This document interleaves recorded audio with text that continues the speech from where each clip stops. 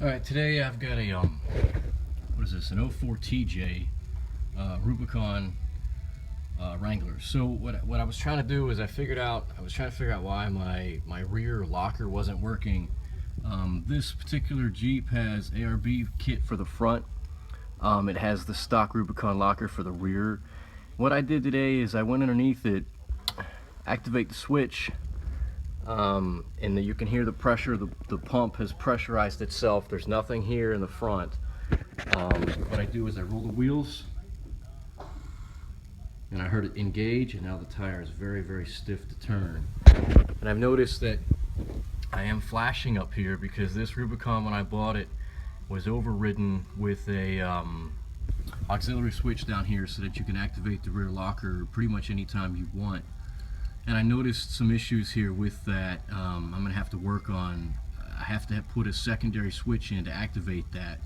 And that's what I'm going to be working on next, so that I don't arbitrarily bump that button. But the whole reason I wanted to do this little video, was to show, here's your stock pumps, here's your factory pumps. For the Rubicon, this is your factory front, this is your factory rear. What I noticed was this line here was disconnected for the front pump. It goes all the way to the front, hooks up into the drive axles up there into the front.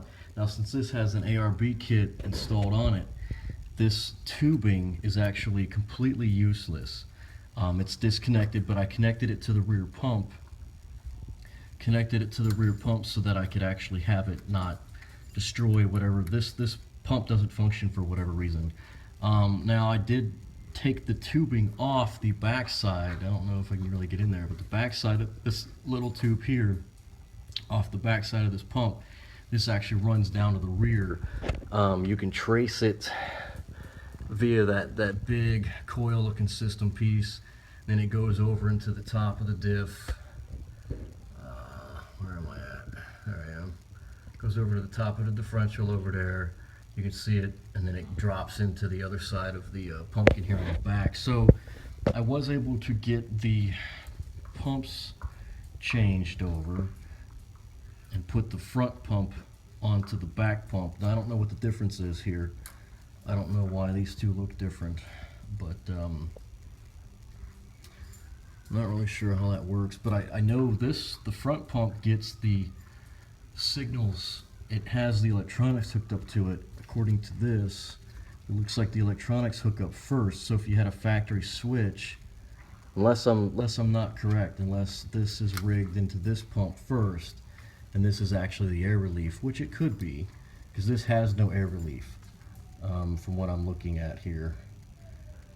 But anyways, so I did get it to work.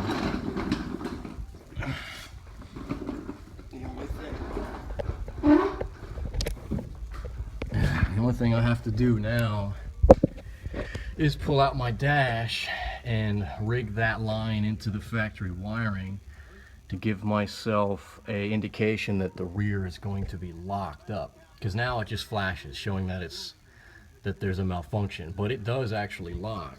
I mean, as I'm rolling the tires, very hard to spin, which tells me that both tires are actually turning. With this shitty flashlight, you can't see it too well, but yeah, they're both turning forward. Very cool. So as I work on this Jeep more and more, things I learn about it, things I fix about it. But see, when I disengage it, the pump depressurizes, but it still shows my activity as being locked. Now, if I do roll the tires just a slightly bit forward and let it roll back and forth a little bit, as if you were taking, putting it in and out of gear, it does disengage. And now I've got a free spinning wheel again. So, very cool.